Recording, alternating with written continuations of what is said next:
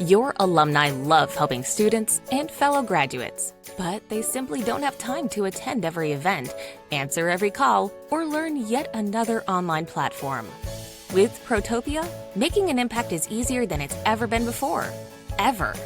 There's no new app to sign up for or use in our already busy lives. Students, alumni, or even staff can quickly ask for advice or networking via a simple form, email, or text. Protopia's artificial intelligence searches the institution's existing alumni data to find the best experts that are the most likely to assist based on experience, availability, location, and other factors. Each matched alum receives a direct, blind email to ask them to help, giving alumni full control over if and how they want to respond, whether that's by email, call, or a virtual meeting.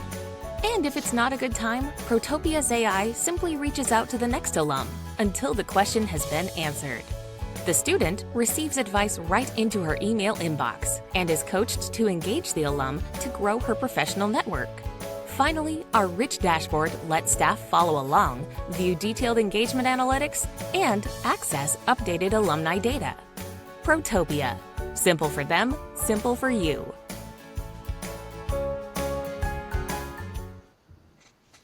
Hello, everybody, and welcome to Alumless. Thank you for listening. It is November 7th, 2025. This is the Leading Advancement as an Interim edition.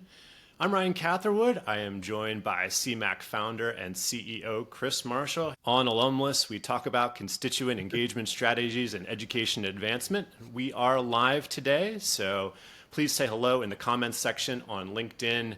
And we are grateful for the teams at Protopia, AlumniQ, and GiveZ for being our Alumless presenting sponsors for Season 4.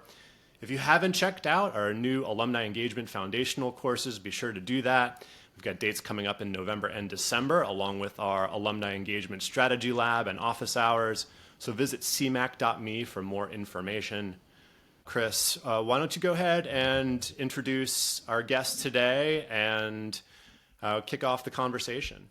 Ryan is remote today, so trying to figure out Wi-Fi signal and speakers and all that fun when you're on the road is always a challenge. So I'll start it off and kick us off here. So we at CMAC on occasion will be asked to serve in interim roles and be on site and run programs for clients. It's not uncommon that we do that. Ryan's doing several of them right now. He's at the University of Arizona for a little bit doing a stint. He just finished one at Western Michigan University.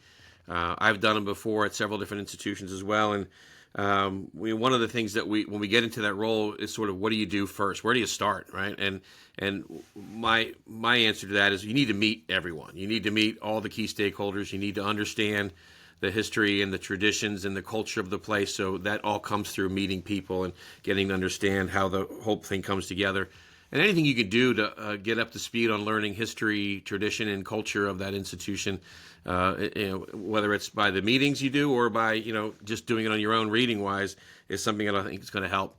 And the fun part about it is that you get a chance. This is my sort of guiding philosophy, if you will, in an interim capacity, is to leave it better than you found it.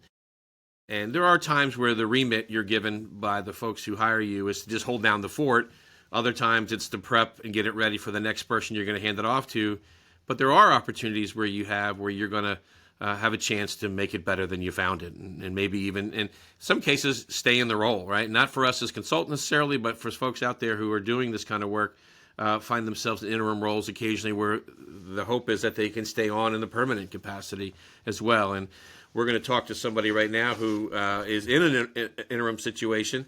And we can ask him some tough questions about what it's like and how it has played out and what it might be like in the future. But let's bring in our guest. And our special guest today is Dale Wright, who is the Interim Vice Chancellor for Advancement and Senior Vice President at the University of Illinois Foundation. How are you, sir? I would say, look, I feel like, I don't know about most people, but I feel like I'm always drinking from a fire hose, regardless of the role, right? When you're at a big place and lots of expectations. Right. People just expect you to do. So yeah. You go. We had a chance you and I had a chance to have lunch at the K Summit. The lunch after the morning you received your big award. So congratulations to you again on that wonderful recognition, well-deserved honor. Before we get into really talking about your role in this interim capacity. Let's talk about your origin story for a little bit. My understanding from Ryan is that you got into the field beginning in alumni and student engagement roles. And talk about that a little bit, how it kind of prepped you for the stuff you're doing today. I owe everything and lots of things in my life to the University of Missouri, University of Missouri at Columbia, or Mizzou, M-I-Z-Z-O-U, for those that are inclined who are watching this. I'm a first-generation college grad. I grew up in Southeast Missouri. I grew up in Kennett, Missouri. And so I like to say there are a few famous people there. We've had a governor of the state of Missouri, John Dalton, Sheryl Crow's from there. I actually have a cousin who's like becoming an up-and-coming world-renowned opera singer. Wow. And so I think after Sheryl and Governor Dalton, it's Dale and Lemmy. Dale Lemmy Wright, Pulliam. and then your opera friend. That's right. And my That's opera cousin, Lemmy Pulliam. So I went to Mizzou, as you know, Chris, and involved and engaged student on campus, and like Mizzou, you think of it at flagship university, big campus, but it really was as small or as large as you were willing to make it. And so you come out of a small high school and you're just used to being involved and engaged. And one of those activities that was popular was homecoming. And so at the University of Missouri, like a lot of campuses, they allow students a chance to be directly involved in the homecoming activities. Right. So that was how I got introduced a little bit more in depth to the Alumni Association, and had a good experience there. Met some really great people along the way. And as I was figuring out my major and what I was trying to do, an opportunity came up with the Alumni Association where there was going to be an opening for the staff position that helped work with like the homecoming steering committee and our. This is right out of college for you. You're graduating, and this is coming right. Up. Yeah. And so Todd McCubbin and Todd Coleman were the leaders at the time. Yeah, I know both. At Mizzou. Yeah, I was going to say both of them. And shoot, McCubbin just is celebrating his 30th year with the Alumni Association, and he doesn't look a day over, like 25. So I don't know how he's pulled that off. But he was a guest on our show earlier, I think the first year we started this whole program. That's right. Yeah. I remember seeing Todd. So with their support and encouragement, took this job, interviewed, got hired, and had a blast doing alumni engagement during the day and working with the students at night. I got to work at my alma mater. Yeah, very cool. 23 years old. What more can you ask for?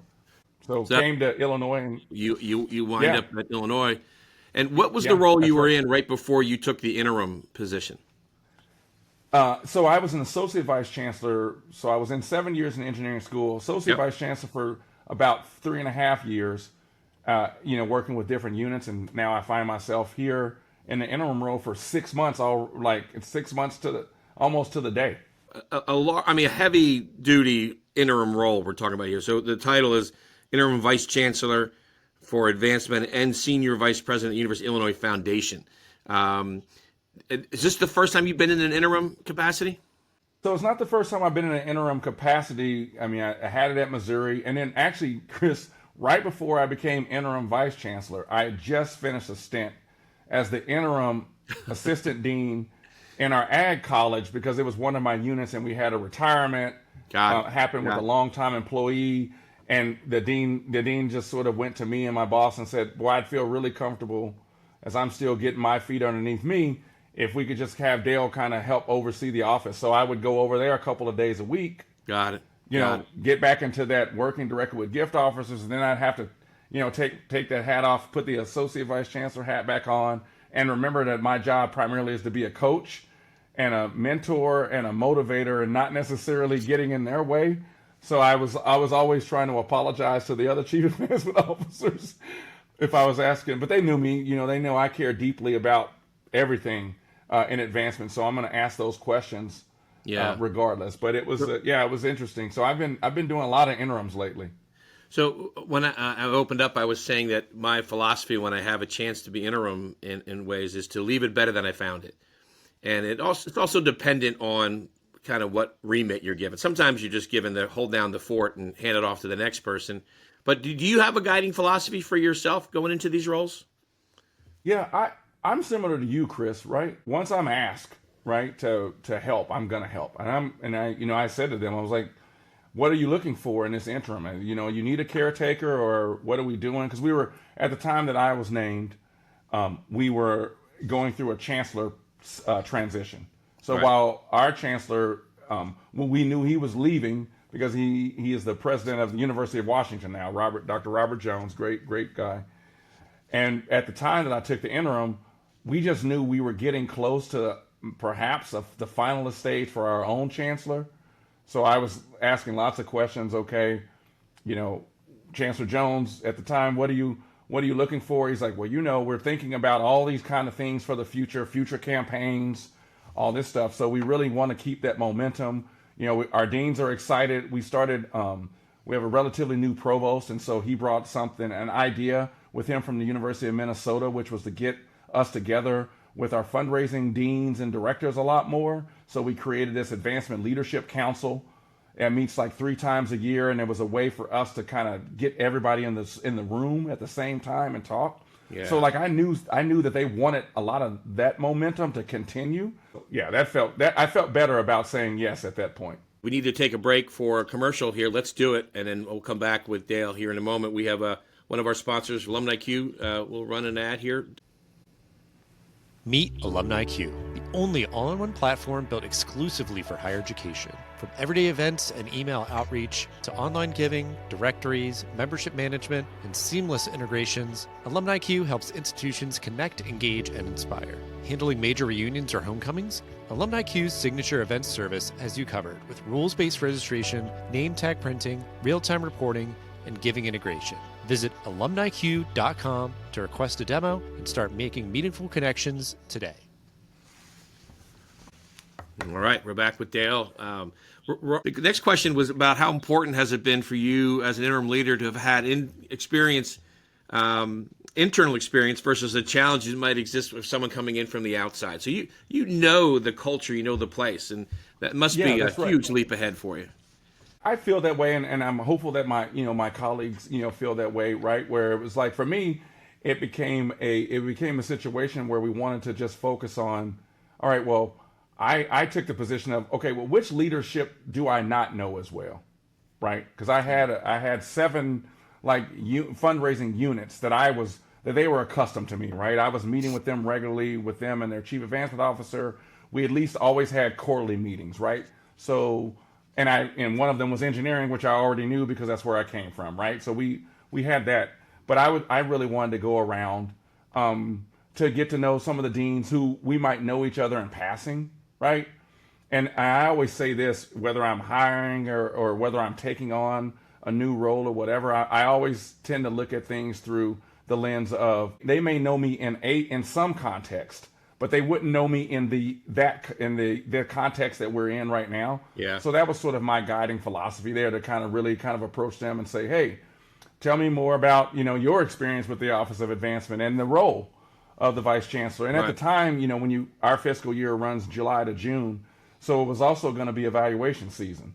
Yeah. And I knew, wow, I have to go from working with these peers side by side to now working with them in this interim capacity, and also being responsible for some of those, performance annual review types of things that we have to do. And so that was actually like a really, really helpful, because it gave me a chance to learn a little bit more about the deans and the directors and how they think, how they thought about us, what they thought about my colleagues that I thought could be helpful as I'm trying to help my colleagues develop coming into this, fiscal year, because we knew it wasn't like they were going to say, oh, we have an interim, we don't have to do evaluations. Right. We don't have to set goals. Right. Like that was. You're giving the momentum. Keep it going, remit. So you're not going to let them slack either. Right? We all knew that, right? We all do that for the sake of all of us, all of our careers, right? Yeah. So that was really fun, and it was really neat to get to go around and just talk to people over the summer, right? And figure out what they like, what they don't like, and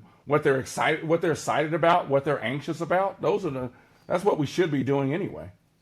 Dale, what's been the most important relationship that you've built once you've taken on this interim role? I'm assuming there's lots of connections you've made both internally and externally, but what's the one you go to that you say, this has really been key for me to hit my stride here in this role? So what I would say is, and I've said this to the team before, but coming out of a unit and coming into our central advancement office, right, can be a little bit tricky, right? Because these folks have largely been working beside each other. So I actually emphasized when I came in, really helping them get to know me, because even though I was an associate vice chancellor, I sort of had my lane, right? And so some of the folks, even in the OVCIA office, like they knew of me, but they didn't know me. Yeah. So I would say that was really important for me, for them to really understand, because as a leader, I tend to be very clear about the road and the path we must travel. Yep. Right. And I say to them, right, like it's very clear to me that we always understand like where we're headed. Right now, there may be times where Chris, you or Ryan are on the team and you might say, hey, I know GPS is telling us this is the most direct and fuel efficient way, right? But there's some things that we might learn if we go the way that my family used to go when we used to drive this way, right? Like that could be really instructive, yeah. Right? Like that could be really instructive for us. So that was really helpful for me to kind of understand, because I also wanted to see them beyond their process as a process oriented person. You got to make the right reps, take the right reps, make some mistakes along the way to really be really good at this stuff. But I wanted to make sure I understood kind of because that actually also helped me even when I was having those conversations with the deans. And they, sometimes the deans would say, I don't know why your office doesn't do this. And it was like, okay, well, actually tell me more about that, because I think maybe what you're not aware of is these things. And maybe that's part of our issue, is that like, we didn't make that visible enough to you or tangible enough to you. Right. Yeah. And so had I not really had those deeper conversations with the internal team, I don't think I would have been as prepared for that. And it helped me also, just working with other senior administrators too. Dale, take a moment to describe the unique structure that the University of Illinois and how alumni advancement, constituent engagement, the whole piece works together, how the Alumni Association fits in. Because 10 years ago, I think I told you this over lunch, I tried to draw this out. And I couldn't do it on one slide. It was impossible because it was one of the more complex organizational structures. So give us a quick view, as best you can, and how the Alumni Association fits into that whole thing. So I have jokingly said this, but it's true, right? Like we use the advancement moniker, right, but we're really a development office, right? Like the office that I lead, like our main charge is that. And so you're right. We do have an Alumni Association, right, that is now focused solely on Urbana-Champaign, which is, as before, Chris, you were alluding to, we used to be, like one alumni association for the 3 universities in the University of Illinois system. Yeah, okay. Springfield and Chicago, of course, right? Yep. Springfield and Chicago, that's right. And so that's been a shift since, over the last 7 or 8 years or so. Then each university now has, and is supposed to like find a way to integrate their alumni associations into the advancement model to get closer to a more integrated advancement model. Of course, here we also have the University of Illinois Foundation, which people are probably like, well, wait, why does Dale have 2 titles? And it's because the vice chancellor of each university in the system, they both report to the campus chancellor and they report to the foundation president and CEO. In a dual reporting, so that they're ergo the senior vice president. So you become a member of the executive operations team for the foundation. So one foundation for all 3 universities, right? Got it. The difference for Urbana, that's different from Chicago and Springfield, is that our alumni association is not simply folded in and embedded into the advancement shop. So Chicago and Springfield basically started theirs brand new, essentially, right? Yeah. Or at least brought people closer. We still have a separate 501c3 alumni association, right? And so David Bambry is our president of our alumni association. He reports to his board of directors. This role sits as an ex officio member. And so we're right now talking about, okay, how do we keep trying to build some momentum to make certain that, at least for campus, Chris, that everybody feels like, hey, we're one in the same team. But I'd be kidding myself if I would gloss over the fact that like we also a very big place that's decentralized. So I had my own alumni engagement folks when I was in engineering, and they still do, and the business school has theirs. And they may come to a monthly alumni engagement committee meeting that Right. David and his team may put together, but that's it, right? And they sort of just go and do, and David's team does what they do, and we're trying to figure out like is there some better synergy here, to use one of my least favorite phrases.